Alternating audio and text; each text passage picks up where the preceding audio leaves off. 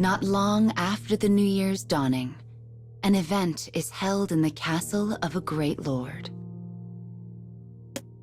And as ever, the ministers gathered there are wrought with worry.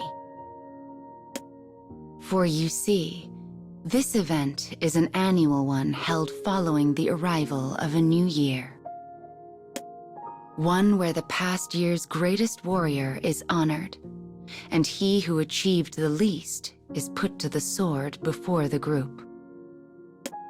This is why the ministers and generals attend the event with the greatest of trepidation. But this year is different. First, there is the general of the East, whose strategic prowess brought great victory over an enemy nation. Then there is the general of the West, whose forces were routed despite boasting far superior numbers. The results speak for themselves. There can be no room for the vanquished in this land. As the ministers engage in heated debate, the two generals remain silent. Then the castle lord makes his entrance and begins to speak of the rewards and punishments to be handed out this day. The ministers seem almost uninterested. After all, the matter does not concern them. But then, the Lord says something surprising. I have prepared something very special for this year's gathering. As the ministers begin to whisper wild suspicions, a woman enters the hall through a sliding door.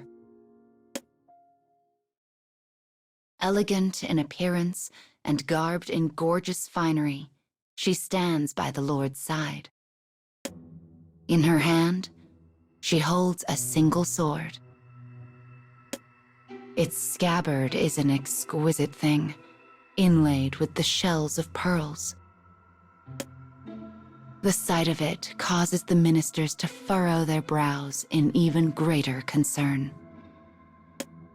None among their number know her true face. But even the most elderly of the ministers are taken by her beauty, their eyes hungrily savoring every inch of her form. Perhaps used to such vulgar gazes, the woman is utterly unfazed. Her expression remains unchanged as she draws her sword from its sheath.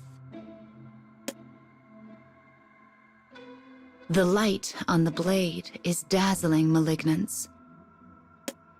The power and immediacy of the weapon takes the minister's breath away. What will she do? They wonder. At first, they think she is simply displaying the blade, but then she spreads her hands out and holds it perfectly straight in the air. Her movements are beautiful, picturesque. The ministers watch, enraptured. They have no idea what will happen or what she is about to show them.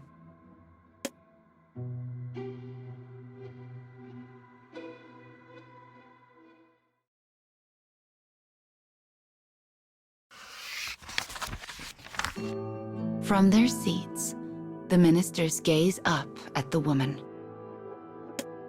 The Lord beside her speaks freely and easily, a fan with a splendid design in his hand. May the savage spirit in this blade cut down the unworthy this year. But the Lord's words do not reach the minister's ears.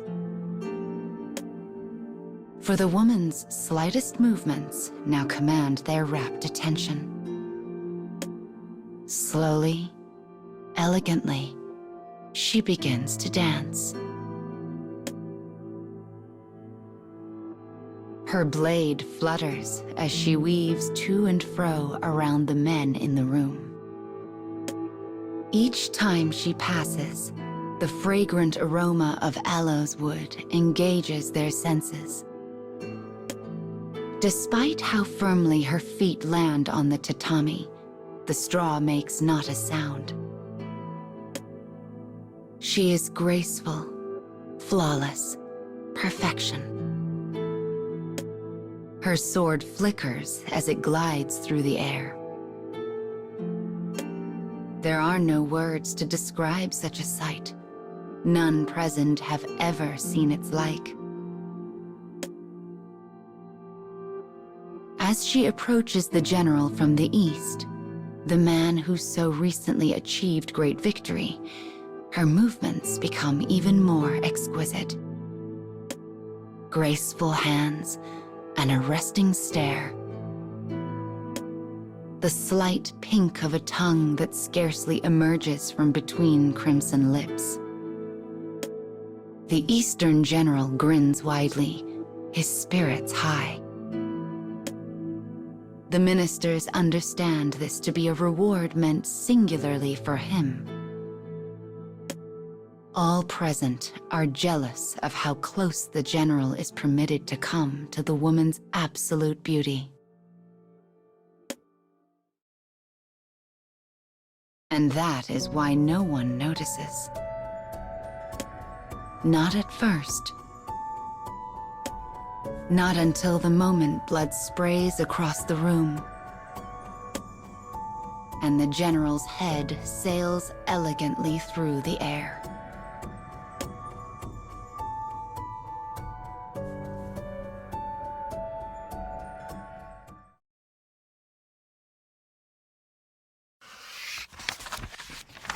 As blood flows onto the tatami, the general's body crumples into a heap. The gore-soaked woman stares down at it. Disquiet ripples through the ministers. But the Lord silences them with a look. He unfurls a piece of paper and holds it aloft. It is written in the general's own hand. It proves he was plotting treason. The letter details vital state secrets he meant to divulge to the lord of the neighboring province. Behind the shocked ministers, a presence stirs. The Western general, who had been careful to remain unnoticed until this moment, now strides boldly forward. It was he who found the letter and informed the lord of the plot. There is no room for traitors in this land, proclaims the Lord.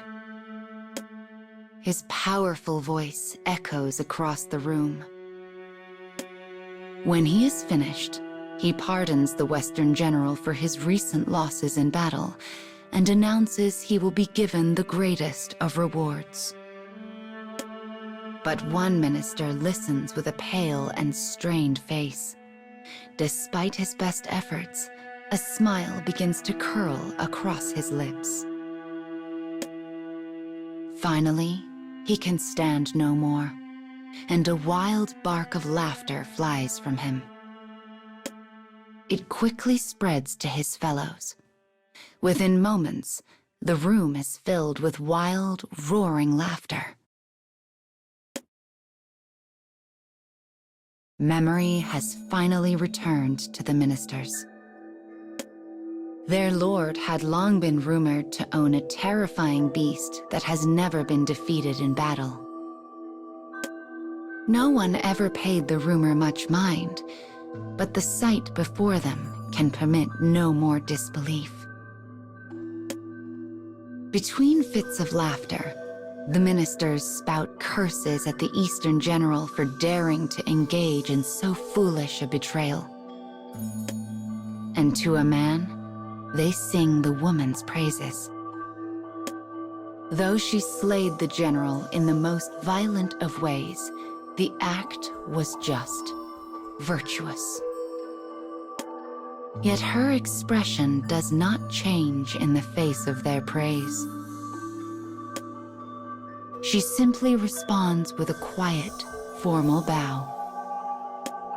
And a moment later, her solemn presence vanishes behind a nearby partition.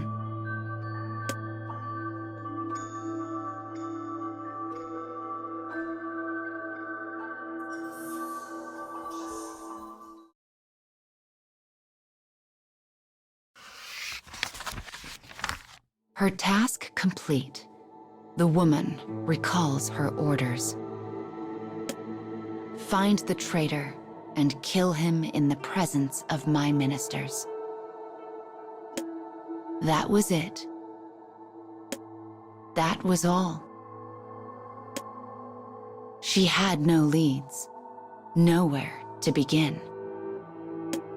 She did not even know if the Lord had proof of a traitor in his midst at all. The more the woman looked into it, the more she came to doubt the claim. But then, she finally grasped the truth of the matter. Her Lord was creating the situation. One where she would be forced to kill a traitor.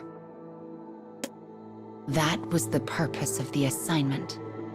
No more and no less. Knowing this, she developed a scenario and approached her Lord. He grinned as she whispered her accusation into his ear. She had accurately read between the lines. The woman had understood perfectly and continued preparations to match her scenario. She would show the ministers how clever and cruel their Lord could be without letting any actual betrayal come to pass. And having now beheaded the Eastern general, she embarks upon the final stage of her plan. She will put an end to the man who has no stomach for battle, the man who would never scheme against his Lord because he lacked the mettle to even consider it. That is the Western general, a man who thinks far too highly of himself. It is not a difficult job. And yet, the woman hesitates. She thinks of her Lord and his keen, sharp mind. What if a day comes when he feels she has begun to shine too brightly? Will she be able to accept his decision? Will she stand by as he seizes the spotlight back by whatever violent ends he sees fit? Or will she resist? She ponders this. She follows orders. She ends lives. She does not choose when or who or why. The mission alone drives her actions. This is what makes her an assassin without peer. So long as she follows this path, it is unlikely she will ever have to set her blade against her Lord. But what if she has no choice but to cut him down to save her own life? It would mark the first time she had ever killed to ensure her own survival. How would I do it if the moment ever came to pass? She wonders. The room is dark. The inky black reminds her of her own heart, and she imagines the shining arc of a blade piercing it. How interesting. A vague smile crosses her face like flickering candlelight, vanishing as quickly as it arrived. When it is gone, she slips her katana into its sheath and quietly leaves the room.